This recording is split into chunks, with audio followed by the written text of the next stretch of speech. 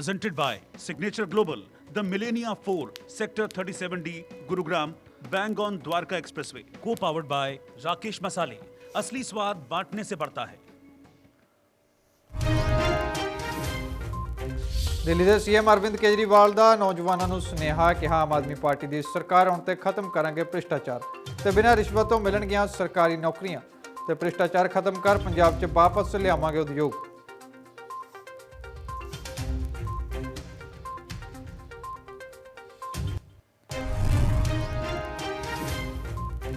प्रकाश बादल की सेहत हुई खराब तो चैकअप के लिए चंडीगढ़ पीजीआई लिया गया। श्री मुक्तसर साहिब तो प्रकाश सिंह बादल को लेके आए पीजीआई चंडीगढ़।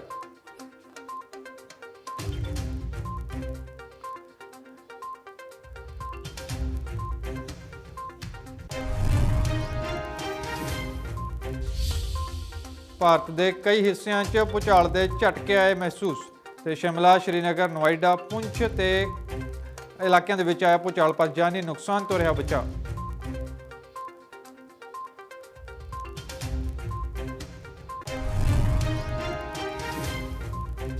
पटियाला के फुहारा चौंक च अध्यापकों के समेत बस ड्राइवर ऑटो चालकों ने स्कूल खोलने को लैके लगाया धरना। कहा चोणों लैके सियासी रैलियां हो रही ने पर बच्चों के भविख नाल हो रहा खिलवाड़।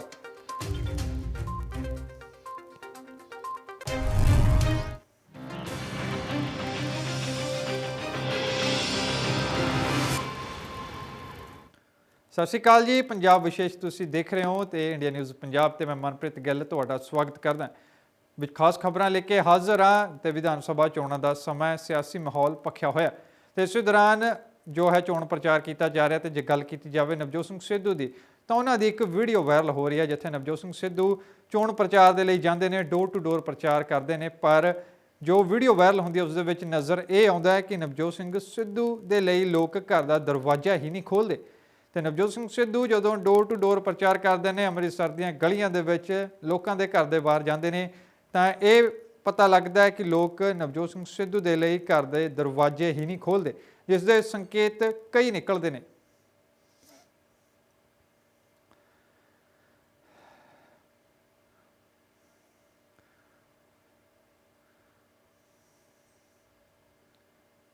तो पंजाब चोणों लैके सियासी अखाड़ा जिथे भखिया होया सियासी आगू अपने अपने हक दे चोण प्रचार कर रहे हैं। तो जेकर गल अमृतसर ईस्ट की की जाए जो कि इस समय बहुत हॉट सीट मनी जा रही है जिथे नवजोत सिंह सिद्धू तो विक्रम मजीठिया का सख्त मुकाबला। तो दोवें आगू एक दूजे ते लगातार तंज कसदे भी नज़र आते हैं। तुहानूं दस दईए जो Navjot Singh Sidhu door to door प्रचार कर रहे थे तो लोगों ने घर के दरवाजे तक नहीं सी खोले।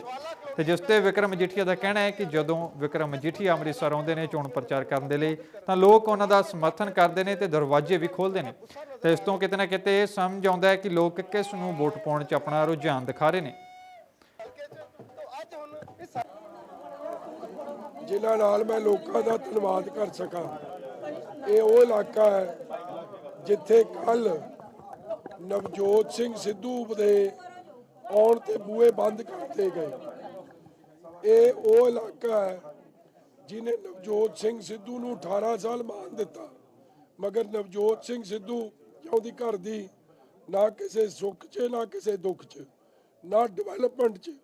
और अज जद उन्हां लई जदों इत्थे आए ਜਿਹੜੇ दरवाजे लोकां लई बंद सी लोकां ने उन्हां लई दरवाजे बंद करते।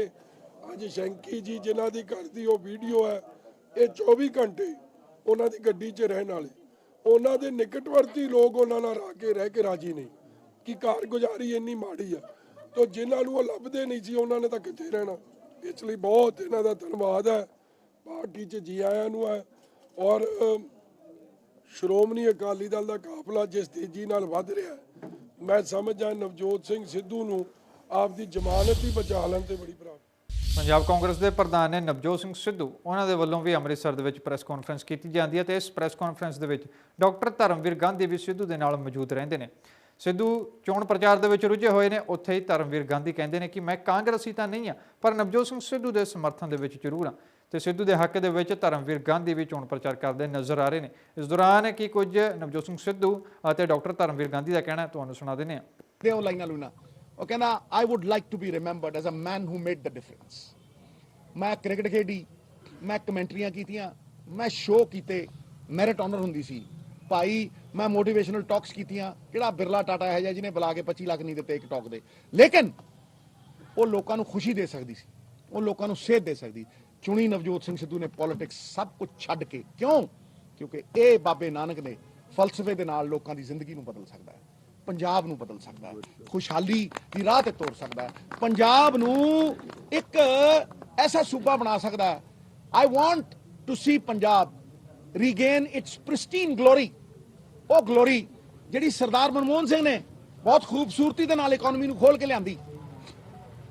ਮੈਂ ਅੱਜ ਇਹੀ ਇਲਤਜਾ ਕਰਦੇ ਹੋਏ ਅੰਤ ਖਹਿਰਾ ਸਾਹਿਬ ਦੀ ਗੱਲ ਨਾ ਕਰਦਾ ਕਿ ਇਹ ਲੜਾਈ ਈਮਾਨ ਤੇ ਬੇਈਮਾਨ ਦੀ ਹੈ, ਈਮਾਨਦਾਰ ਤੇ ਬੇਈਮਾਨ ਆਦਮੀਆਂ ਦੀ ਹੈ।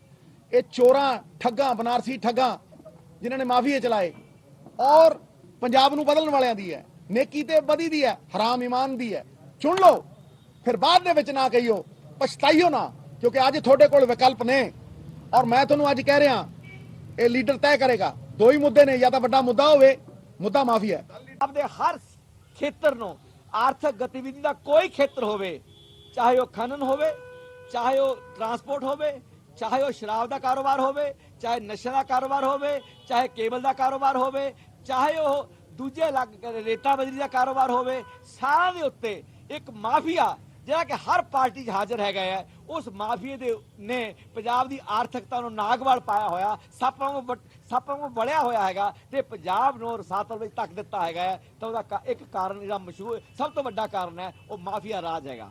ਮੈਂ ਡਾਕਟਰ ਧਰਮਵੀਰ ਗਾਂਧੀ ਆਪਣੇ ਇਸ਼ਟ ਨੂੰ ਹਾਜ਼ਰ ਨਾਜ਼ਰ ਮੰਨ ਕੇ, ਇਸ਼ਟ ਮੇਰਾ ਡਾਕਟਰੀ ਹੈਗਾ ਹੈ, ਮੈਂ ਤੁਹਾਡੇ ਸਾਹਮਣੇ ਐਲਾਨ ਕਰਦਾ, ਮੈਂ ਤਸਲੀਮ ਕਰਦਾ ਹੈਗਾ ਕਿ ਪਿਛਲੇ ਲੰਮੇ ਅਰਸੇ ਤੋਂ ਮੈਂ ਪੰਜਾਬ ਦੀ ਰਾਜਨੀਤੀ ਵਿੱਚ ਅਜਿਹਾ ਵਿਅਕਤੀ ਜਿਹਦੀ ਇੰਨੀ ਲਗਾਤਾਰਤਾ, ਦ੍ਰਿੜਤਾ ਔਰ ਨਿਸ਼ਚਾ ਔਰ ਕੁਝ ਕਰਨ ਦੀ ਜਿਹੜੀ ਅੱਗ ਹੈਗੀ ਹੈ, ਉਹ ਕਿਸੇ ਵਿਅਕਤੀ ਨਾ ਮੈਨੂੰ ਕਿਸੇ ਸਿਆਸੀ ਪਾਰਟੀ 'ਚ ਨਜ਼ਰ ਆਈ ਹੈਗੀ ਹੈ ਤੇ ਨਾ ਮੈਨੂੰ ਕਿਸੇ ਸਿਆਸੀ ਵਿਅਕਤੀ 'ਚ ਨਜ਼ਰ ਆਈ ਹੈ, ਜੋ ਅੱਗ ਸਰਦਾਰ ਨਵਜੋਤ ਸਿੰਘ ਸਿੱਧੂ ਵਿੱਚ ਮੈਨੂੰ ਦਿਖੀ ਹੈਗੀ ਹੈ, ਜਿਸ ਕਰਕੇ ਅਸੀਂ ਇਹ ਤੜਕੇ 5:30 ਵਜੇ ਚੱਲ ਕੇ ਆਮ ਆਦਮੀ ਪਾਰਟੀ ਦੇ ਆਗੂ ਭਗਵੰਤ ਮਾਨ ਚੋਣ ਪ੍ਰਚਾਰ ਕਰਨ ਦੇ ਲਈ ਨੰਗਲ ਪਹੁੰਚੇ ਤੇ ਜਿੱਥੇ ਹਜ਼ਾਰਾਂ ਹੀ ਲੋਕਾਂ ਨੇ ਫੁੱਲਾਂ ਦੇ ਨਾਲ ਭਗਵੰਤ ਮਾਨ ਦਾ ਸਵਾਗਤ ਕੀਤਾ ਤੇ ਇਸ ਦੌਰਾਨ ਭਗਵੰਤ ਮਾਨ ਨੇ ਲੋਕਾਂ ਨੂੰ ਆਮ ਆਦਮੀ ਪਾਰਟੀ ਨੂੰ ਵੋਟ ਪਾਉਣ ਦੀ ਅਪੀਲ ਵੀ ਕੀਤੀ ਹੈ ਤੇ ਫਿਰ ਤੋਂ ਭਗਵੰਤ ਮਾਨ ਨੇ ਦੁਹਰਾ ਦਿੱਤਾ ਹੈ ਕਿ ਲੋਕ ਉਹਨਾਂ ਨੂੰ ਪਿਆਰ ਕਰਦੇ ਨੇ, ਇਸ ਲਈ ਉਹਨਾਂ ਦਾ ਫੁੱਲਾਂ ਦੇ ਨਾਲ ਸਵਾਗਤ ਕੀਤਾ ਜਾਂਦਾ ਤੇ ਬਿਆਨ ਜਾਰੀ ਕਰਦੇ ਹਾਂ ਕਿ ਕੁਝ ਇਸ ਦੌਰਾਨ ਭਗਵੰਤ ਮਾਨ ਦਾ ਕਹਿਣਾ ਹੈ, ਤੁਹਾਨੂੰ ਉਹ ਵੀ ਸੁਣਾ ਦਿੰਦੇ ਹਾਂ। देखो मेरी सुरक्षा ਵਧਾਉਣ ਦੀ ਗੱਲ ਉਹਨਾਂ ਨੇ ਕਹੀ, ਮੈਂ ਕਿਹਾ ਵੀ ਨਹੀਂ, ਜਿੰਨਾ ਚਿਰ ਪੰਜਾਬ ਦੇ ਸਾਰੇ ਧਰਮਾਂ ਦੇ ਜਿਹੜੇ ਪਵਿੱਤਰ ਗ੍ਰੰਥ ਨੇ ਉਹ ਸੇਫ ਨਹੀਂ ਹੁੰਦੇ, ਜਿੰਨਾ ਚਿਰ 3.25 ਕਰੋੜ ਪੰਜਾਬੀ ਸੇਫ ਨਹੀਂ ਹੈਗੇ, ਉਹਨਾਂ ਚਿਰ ਮੇਰੀ ਸਿਕਿਉਰਿਟੀ ਕੋਈ ਮੈਟਰ ਨਹੀਂ ਕਰਦੀ। ਨਾਲੇ ਪੰਜਾਬ ਦੇ ਵਿੱਚ ਜੇ ਮੈਂ ਹੀ ਸੇਫ ਨਹੀਂ ਤਾਂ ਫਿਰ ਸੇਫ ਕੌਣ ਹੈ, ਸੁਰੱਖਿਅਤ ਕੌਣ ਹੈ? ਆ ਮੇਰੀ ਗੱਡੀ ਦੇਖ ਲਓ, ਮੈਨੂੰ ਤਾਂ ਫੁੱਲ ਨਿਕਲਦੇ ਨੇ। ਸੋ ਮੈਂ ਆਮ ਲੋਕ ਹਾਂ, ਮੈਂ ਆਮ ਬੰਦਾ, ਸੋ ਮੈਂ ਕਿਹਾ ਵੀ ਨਹੀਂ, ਮੈਨੂੰ ਕੋਈ ਜ਼ਿਆਦਾ ਸਿਕਿਉਰਿਟੀ ਦੀ ਜ਼ਰੂਰਤ ਨਹੀਂ। ਆ ਤੁਸੀਂ ਦੇਖ ਲਓ, ਪੁੱਛ ਲਓ ਇਹਨਾਂ ਨੂੰ, ਆਪਣੇ ਆਪ ਆਏ ਨੇ, ਕੋਈ ਦਿਹਾੜੀ ਤੇ ਨਹੀਂ ਲਿਆਂਦੇ, ਕੋਈ ਲਾਲਚ ਦੇ ਕੇ ਨਹੀਂ ਲਿਆਂਦੇ, ਤੁਸੀਂ ਸਾਰੇ ਪੁੱਛ ਲਓ ਇਹਨਾਂ ਨੂੰ। ਚੰਨੀ ਦਾ ਕਿਹਦੇ ਹੱਥ ਹੈ? ਤੀਜੇ ਦਿਨ ਬੁਲਾਈ ਰੱਖਦੇ ਉੱਤੇ ਰਾਹੁਲ ਗਾਂਧੀ ਤਲਬ ਕੀਤਾ ਫਾਨਾ। ਮੈਂ 4 ਮਹੀਨੇ 'ਚ ਇੱਕ ਵਾਰੀ ਗਿਆ, ਕੇਜਰੀਵਾਲ ਸਾਹਿਬ ਇੱਥੇ ਆਉਂਦੇ ਆ। ਆਮ ਆਦਮੀ ਪਾਰਟੀ ਪੰਜਾਬ ਦੀ ਸਰਕਾਰ ਪੰਜਾਬ ਤੋਂ ਚੱਲੂਗੀ, ਨਾ ਕਿ ਕਦੇ ਸਿੱਧੂ ਤਲਬ ਕਰ ਲਿਆ, ਕਦੇ ਜਾਖੜ ਤਲਬ ਕਰ ਲਿਆ। ਤੇ ਪੰਜਾਬ ਵਿਧਾਨ ਸਭਾ ਚੋਣਾਂ ਲੈ ਕੇ ਜਿੱਥੇ ਸਿਆਸੀ ਪ੍ਰਚਾਰ ਲਗਾਤਾਰ ਜਾਰੀ ਹੈ, ਉੱਥੇ ਹੀ ਸ਼੍ਰੋਮਣੀ ਅਕਾਲੀ ਦਲ ਦੇ ਪ੍ਰਧਾਨ ਨੇ ਸੁਖਬੀਰ ਸਿੰਘ ਬਾਦਲ ਫਰੀਦਕੋਟ ਵਿਖੇ ਜੈਤੋ 'ਚ ਆਪਣੇ ਉਮੀਦਵਾਰ ਦੇ ਹੱਕ 'ਚ ਚੋਣ ਪ੍ਰਚਾਰ ਕਰਨ ਦੇ ਲਈ ਪਹੁੰਚਦੇ ਨੇ ਤੇ ਸੁਖਬੀਰ ਬਾਦਲ ਸਰਦਾਰ ਸੂਬਾ ਸਿੰਘ ਦੇ ਹੱਕ ਦੇ ਵਿੱਚ ਪ੍ਰਚਾਰ ਕਰਦੇ ਨੇ ਤੇ ਇਸ ਦੇ ਨਾਲ ਹੀ ਉਹਨਾਂ ਨੇ ਸੰਬੋਧਨ ਕਰਦਿਆਂ ਕਿਹਾ ਕਿ ਪੰਜਾਬ ਨੂੰ ਇਹੋ ਜਿਹਾ ਪ੍ਰਧਾਨ ਮੰਤਰੀ ਚਾਹੀਦਾ ਹੈ ਜਿਸ ਦਾ ਕੋਈ ਪਿਛੋਕੜ ਹੋਵੇ ਤੇ ਜਿਸ ਨੇ ਪੰਜਾਬ ਦੇ ਲਈ ਕੋਈ ਕੰਮ ਕੀਤੇ ਹੋਣ। ਤੇ ਵਿਰੋਧੀ ਪਾਰਟੀਆਂ ਤੇ ਤੰਜ ਕੱਸਦੇ ਆ ਕਿ ਕੁਝ ਸੁਖਬੀਰ ਬਾਦਲ ਦਾ ਇਸ ਦੌਰਾਨ ਕਹਿਣਾ ਹੈ, ਉਹ ਵੀ ਜਾਣ ਲੈਂਦੇ ਆ। ਤੁਸੀਂ ਜਾਣਦੇ ਹੋ ਜੈਤੋ ਹਲਕੇ ਵਾਲਿਓ, ਜੇ ਤੁਸੀਂ ਪੂਰਾ ਰਿਕਾਰਡ ਤੇ ਦੇਖੋ, ਇੱਥੇ ਕੱਸੀਆਂ ਬਣਾਈਆਂ ਗਈਆਂ ਜਦੋਂ ਮੈਂ ਮੈਂਬਰ ਪਾਰਲੀਮੈਂਟ ਸੀ, ਪੱਕੇ ਖਾਲੇ ਕੀਤੇ ਗਏ ਅਕਾਲੀ ਸਰਕਾਰ ਨੇ, ਥੋੜੇ ਆਰਓ ਸਿਸਟਮ ਲਾਏ ਗਏ ਅਕਾਲੀ ਸਰਕਾਰ ਨੇ, ਜਿੰਨੇ ਵੀ ਬਿਜਲੀ ਦੇ ਗ੍ਰਿਡ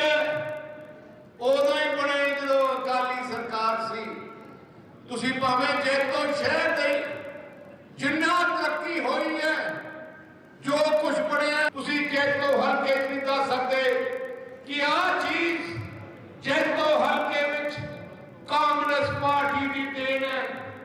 ਮੈਂ ਸਾਰਿਆਂ ਨੂੰ ਆਈ ਬੇਨਤੀ ਕਰਨਾ ਚਾਹੁੰਦਾ, ਆਹ ਜਿਹੜਾ ਇਲੈਕਸ਼ਨ ਹੈ ਬੜਾ ਅਹਿਮ ਇਲੈਕਸ਼ਨ ਹੈ, ਕਿਉਂਕਿ ਇਕੱਲੇ ਪੰਜਾਬ ਦੀ ਕਿਸਮਤ ਦਾ ਨਹੀਂ, ਪੰਥ ਦੀ ਪੂਰੀ ਸਮੁੱਚੀ ਜਥੇਬੰਦੀ ਦੀ ਲੜਾਈ, ਤੁਹਾਡੀ ਆਪਣੀ ਪਾਰਟੀ ਮਾਂ ਪਾਰਟੀ ਪੰਜਾਬ ਦੀ ਲੜਾਈ ਬਾਹਰ ਲਿਆਉਣ ਵਾਲਾ ਹੈ, ਜੋ ਬਾਹਰਲੇ ਇੱਥੇ ਆ ਕੇ ਪੰਜਾਬ ਤੇ ਕਬਜ਼ਾ ਕਰਨਾ ਚਾਹੁੰਦੇ ਹੈ।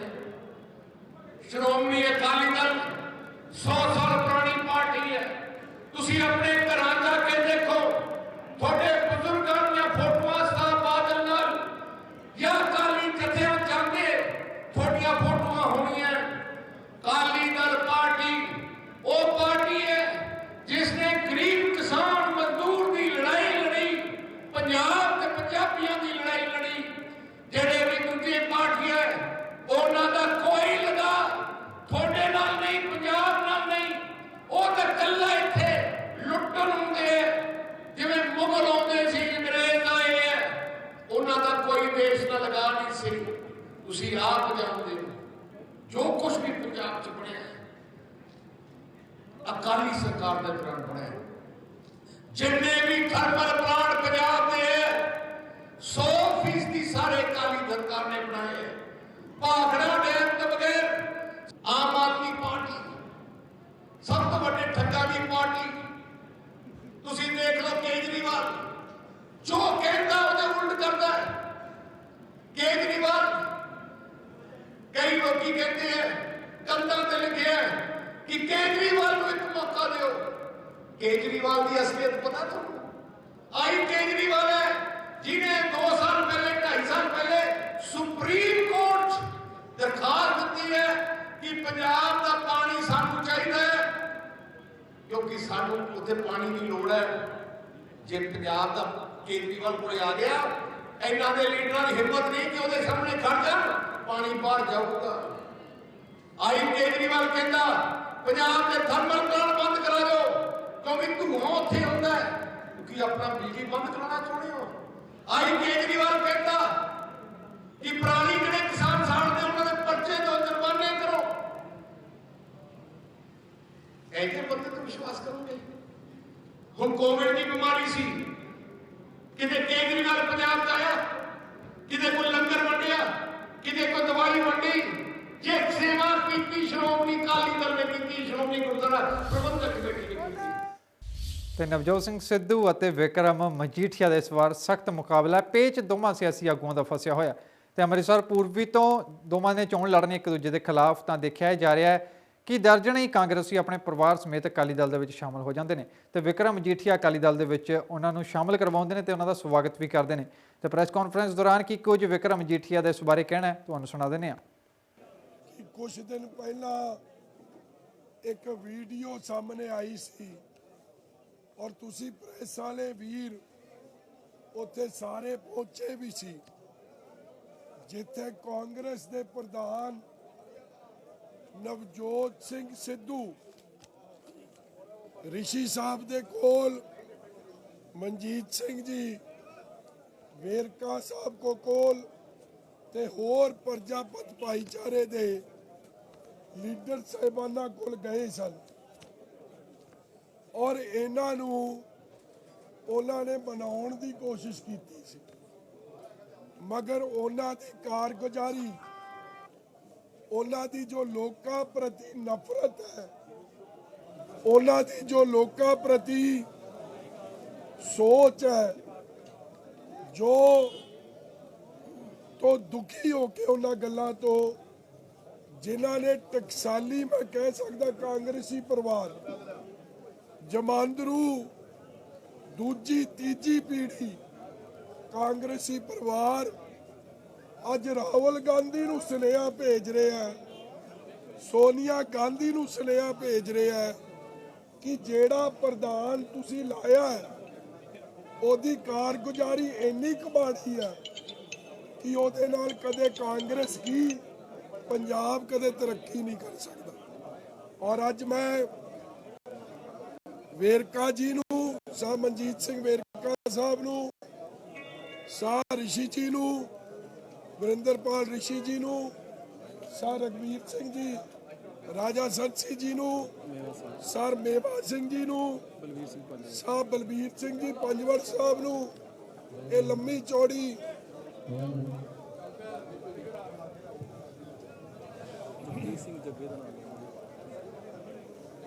ਜਗਜੀਤ ਸਿੰਘ ਤੇ ਚੰਡੀਗੜ੍ਹ ਦੇ ਵਿੱਚ ਭਾਜਪਾ ਆਗੂ ਅਤੇ ਸਾਬਕਾ ਕੇਂਦਰੀ ਮੰਤਰੀ ਰਾਜ ਧਵਨ ਰਾਠੌਰ ਨੇ ਪ੍ਰੈਸ ਕਾਨਫਰੰਸ ਕੀਤੀ, ਜਿਸ ਮੌਕੇ ਰਾਠੌਰ ਨੇ ਕਿਹਾ ਕਿ ਉਹ ਚੋਣਾਂ ਦੇ ਬਹਾਨੇ ਪੰਜਾਬ 'ਚ ਆਏ ਨੇ ਤੇ ਇਸ ਗੱਲ ਦੀ ਉਹਨਾਂ ਨੂੰ ਖੁਸ਼ੀ ਵੀ ਹੈ। ਤੇ ਨਾਲ ਹੀ ਉਹਨਾਂ ਨੇ ਪੰਜਾਬ ਬਾਰੇ ਬੋਲਦਿਆਂ ਕਿਹਾ ਕਿ ਜਿਵੇਂ ਦਾ ਪੰਜਾਬ ਪਹਿਲਾਂ ਸੀ, ਹੁਣ ਪੰਜਾਬ ਉਸ ਤਰੀਕੇ ਦਾ ਨਹੀਂ ਰਿਹਾ। ਅੱਜ ਪੰਜਾਬ ਦੇ ਖੇਡਾਂ ਅਤੇ ਖੇਤੀਬਾੜੀ ਦੀ ਜੋ ਸਥਿਤੀ ਹੈ ਉਹ ਪੰਜਾਬੀਆਂ ਕਰਕੇ ਨਹੀਂ, ਸਗੋਂ ਮਾੜੀ ਲੀਡਰਸ਼ਿਪ ਕਰਕੇ ਹੈ। ਤੇ ਪੰਜਾਬ ਦੀ ਲੀਡਰਸ਼ਿਪ ਤੇ ਸਵਾਲ ਚੁੱਕਦੇ ਕਿ ਕੁਝ ਰਾਜਵਰਧਨ राठौर ਦਾ ਕਹਿਣਾ ਤੁਹਾਨੂੰ ਸੁਣਾ ਦਿੰਦੇ ਹਾਂ। निशाना अचूक हो तो लक्ष्य साध लिया जाता है। पंजाब की सियासत में इस समय चुनाव की सरगर्मी जोरों पर है और ऐसे में लक्ष्य सिर्फ एक है कि पंजाब में सरकार बनानी है। ऐसे में भारतीय जनता पार्टी भी चुनाव प्रचार में उतरी है और भारतीय जनता पार्टी के जो बड़े सिपाही हैं उनको मैदान पर उतारा गया है। मेरे साथ तमाम मुद्दों पर बात करने के लिए कर्नल राज्यवर्धन सिंह राठौर साहब, पूर्व केंद्रीय मंत्री, मौजूद हैं इस समय। सर, आज आप आए चंडीगढ़ में, आपने पत्रकार वार्ता भी की, कई तरह की आरोप प्रत्यारोप भी आपने लगाए हैं। आज के परिप्रेक्ष्य में भारतीय जनता पार्टी गठबंधन को आप पंजाब में किस जगह पर देखते हैं? देखिए, शुरुआत भारतीय जनता पार्टी ने अभी भले ही करी एक मेन स्ट्रीम रोल में, एक बड़े रोल में, लेकिन ये शुरुआत पार्टी के लिए भी, पंजाब के लिए भी और देश के लिए भी बहुत महत्वपूर्ण है। हो सकता है कुछ समय से ये तैयारी चल रही हो, लेकिन और ये तैयारी इसलिए क्योंकि पंजाब जिस पोटेंशियल पर था, जो काबिलियत पंजाब की और पंजाबियों की थी, वो आप और मैं और आपके देखने वाले भी सहमत होंगे कि वो काफ़ी समय से बहुत गिर गई है। इसमें पंजाबियों का इतना दोष नहीं है जितना यहाँ की लीडरशिप का है। देखिए, लोकतंत्र के अंदर एक फेडरल स्ट्रक्चर होता है और उस फेडरल स्ट्रक्चर में केंद्र की योजना, केंद्र का पैसा एग्जीक्यूट करने की जिम्मेदारी राज्य सरकार पर रहती है। तो कितना एग्जीक्यूट हो पाए और कितना नहीं हो पाए, उससे बहुत फर्क पड़ता है। दूसरा, आप यहाँ पर अपनी खुद की योजना, अपनी लॉ एंड ऑर्डर को कैसे इस्तेमाल करते हैं, उसके ऊपर भी बहुत निर्भर करता है। तो इसलिए आज पंजाबियों के पास ये निर्णय का दिन है कि वोटिंग डे पर उनका वोट पंजाब की किस्मत, पंजाब का भविष्य बदल सकता है। आपने खुद माना कि थोड़ी देर जरूर हुई है, लेकिन ये शुरुआत हो सकती थी। प्रधानमंत्री आए थे पंजाब को कई सौगातें देने के लिए, लेकिन वेन्यू तक पहुंचने ही नहीं दिया गया। तो ऐसी परिस्थितियों में क्या समझते हैं आप, कवर अप किस तरह से किया जाएगा? क्या आने वाले दिनों में ये चेहरे, चाहे प्रधानमंत्री हो या बीजेपी की सीनियर लीडरशिप हो, तमाम पंजाब के मैदान में उतरते दिखाई देंगे? मैंने जो शुरुआत की बात करी वो इन चुनाव से संबंधित नहीं थी, क्लियर कर रहा हूँ। वो इससे पहले जो विधानसभा चुनाव थे वो मैं उनसे बोल रहा हूं कि बीजेपी ने अब अपने खुद के बलबूते पर, जबकि हम एक कोलिशन के रोल में हैं लेकिन हम सीनियर पार्टनर हैं उसमें, वो अभी करी है। जहां तक बात रही, अब आपने जो सवाल करा कि अब हम कैसे स्पेस को कवर कर पाएंगे, मेरा ये मानना है कि जो झूठ बोलते हैं उन्हें बार बार बोलना पड़ता है और बहुत लंबे समय से बोलना पड़ता है। तो जो पहले जो यहाँ पार्टियां बात कर रही हैं वो झूठ का प्रचार करने की खूब कोशिश कर रही हैं, क्योंकि, और मैं इसलिए नहीं बोल रहा क्योंकि मैं भाजपा में हूँ, मैं इसलिए बोल रहा हूँ कि आप उनको सुनिए, आप उनको जानिए। एक अंदरूनी लड़ाई चल रही है कांग्रेस के अंदर, सत्ता को हासिल करना है हर हालत के अंदर, गुट बने हुए हैं 2 3 4। ये पंजाब के लिए अच्छा है क्या? दूसरी ओर केजरीवाल जी अपना दिल्ली नहीं चला पा रहे, लेकिन पंजाब के ऊपर आंख गड़ाए बैठे हैं और उनके जो निर्णय है वो जरा देख लीजिए। उनका चेहरा जो उन्होंने नशेबंदी को बंद करने के लिए लिया है, उन्होंने वहाँ पे दिल्ली में क्या एक्शन लिया है नशे के खिलाफ, ये सब आप देखिए। संक्षिप्त में रखता हूँ मैं अपना जवाब कि भारतीय जनता पार्टी और प्रधानमंत्री मोदी जी का जो विजन है, भले ही उस दिन वो पंजाब के लोगों तक नहीं पहुंचा पाए, लेकिन वो अब जब ये इलेक्शन बिल्ड हो रहा है, पंजाब की जनता तक उनका विजन भी पहुंचेगा। उनका जो रिपोर्ट कार्ड है, वो रिपोर्ट कार्ड तो सार्वजनिक है, इट इज पब्लिक, और वो रिपोर्ट कार्ड ऐसा है जिसकी पूरी दुनिया के अंदर गूंज है। तो अब ऐसे विजन वाला व्यक्ति जब और ऐसी काबिलियत रखने वाला व्यक्ति जिसके पास वेरविदौल है, साधन है पंजाब के अंदर डेवलपमेंट करने के, वो जब पंजाब की जो ताकत है उसके साथ जुड़ेंगे तो पंजाब में बहुत बड़ा फर्क आएगा। एक नई तरह की लड़ाई पंजाब में देखने को मिल रही है। आम आदमी खुद को आम आदमी बना, लड़ सही सियासत के चुनाव रहे हैं लेकिन खुद को आम आदमी बताया जा रहा है कि मैं आम आदमी हूं, मैं ये करूंगा, मैं जमीन से उठकर आया हूं। किस तरह से देखते हैं इन तमाम चीजों को? दूसरा सवाल इसी के साथ मेरा एक और जोड़ना चाहूंगा कि कैप्टन अमरिंदर सिंह के साथ आप गए हैं। कांग्रेस का ये इल्जाम है कि 4.5 साल में वो अपने जो है घर से बाहर नहीं निकले। ऐसे में उस एंटी इनकम्बेंसी को भाजपा जो है किस तरह से खत्म करेगी जनता के बीच? सबसे पहले तो आपने सही कहा कि आम आदमी नाम ले रहे हैं लेकिन आम आदमी वाले काम नहीं कर रहे। मुझे तो एक बहुत बड़ा डर है कि ये किस तरह से भ्रमित करके लोगों में ये खैरात बांटकर बहुत सारे लोगों को भ्रमित करने की कोशिश कर रहे हैं, बहुत सारे लोगों को गुमराह करने की कोशिश कर रहे हैं, और उससे जो एक स्वाभिमानी पंजाबी है उस स्वाभिमानी पंजाबी का अपमान हो रहा है। आपके पास जेब में कुछ है नहीं लेकिन आप वादे बड़े बड़े कर रहे हैं। आप यहाँ पर नशाबंदी करने की बात करते हैं और दिल्ली में अभी इन्होंने निर्णय लिया कि जो ड्राई डेज हैं जिसमें दारू की बिक्री नहीं हो सकती वो 21 दिन से घटाकर 3 दिन कर दिए। अब कथनी और कहनी में कितना फर्क हो सकता है? How different can your work and what you से कैन बी, वो साफ नजर आ रहा है। आप मुफ्त पानी वहाँ पे बांटने की बात कर रहे हैं, बिजली कर रहे हैं। दिल्ली के जो बाहरी क्षेत्र है जहाँ पानी की कमी है वहाँ तो पानी की बहुत बड़ी कमी है, वहाँ तो कोई मुफ्त पानी नहीं मिल रहा, मुफ्त की क्या बात है। पंजाब के अंदर ज़मीन को पानी पिलाना ताकि ज़मीन से पानी और ऊपर आए, उसके लिए इंटरलिंकिंग ऑफ रिवर्स की बहुत ज़रूरी है। पंजाब के अंदर एम्पावरमेंट की बहुत ज़रूरत है और उसी लिए, और पंजाब क्योंकि एक बॉर्डर स्टेट है तो यहाँ पे ड्रग माफिया, सैंड माफिया और इनके माध्यम से जो गन की स्मगलिंग हो रही है उसे रोकना बहुत ज़रूरी है। पंजाब को वापस उसी अहमियत, उसी ऊंचाई तक पहुंचाना बहुत ज़रूरी है और उसके लिए ऐसी दो पार्टियां जो हवा में बात करती हैं उनमें और भारतीय जनता पार्टी में फ़र्क देखना बहुत ज़रूरी है। अगर बात करें सर पॉलिटिकल वैंडेटाज, जिस तरह की कार्रवाइयाँ पिछली कुछ दिनों में देखने को मिली, पॉलिटिकल वैंडेटा का भी नाम दिया गया उन तमाम चीज़ों को लेकर, क्या समझते हैं? जब कार्रवाई होती है तो ये कहा जाता है कि बीजेपी जो है वो सेंट्रल एजेंसीज का इस्तेमाल इस तरह की कार्रवाई करने के। आपने ये अच्छा सवाल करा क्योंकि जिसके ऊपर आरोप लगते हैं बड़ा एक आसान सा तरीका आजकल लोगों ने ढूंढ लिया है कि बोलो ये पॉलिटिकल षड्यंत्र है। और इस पॉलिटिक्स को तो सब जानते ही हैं कि पहले पॉलिटिक्स में किस तरह के लोग होते थे। पॉलिटिक्स से सब दूर भागते थे। प्रधानमंत्री मोदी जी ने आकर एक अलग से छवि बनाने की कोशिश करी कि पॉलिटिक्स में अच्छे लोग हो सकते हैं, करप्शन को दूर करना, करप्शन को बंद करना। अब मैं आपको आपके स्पेसिफिक सवाल पर आता हूं। जब कोड ऑफ कंडक्ट लग जाता है, उस कोड ऑफ कंडक्ट के बाद लोकल पुलिस का जो ज्यूरिसडिक्शन है वो खत्म हो जाता है और चुनाव के समय आप सब जानते हैं कि पैसा खूब चलता है और ये पैसा पंजाब के भविष्य के ऊपर असर डाल सकता है, उसको नुकसान पहुंचा सकता है। तो ऐसे के अंदर जब लोकल पुलिस नहीं काम कर रही तो केंद्र की जो एजेंसीज हैं उनको काम करना चाहिए या नहीं करना चाहिए?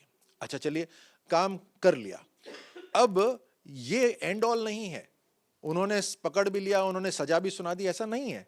उन्होंने पकड़ा है, अब चन्नी जी या उनके नेफ्यू ये क्यों नहीं बताते कि ये 10 करोड़ रुपए मैंने उधार लिए हैं, मैंने वहां से लिए, क्यों नहीं बताते?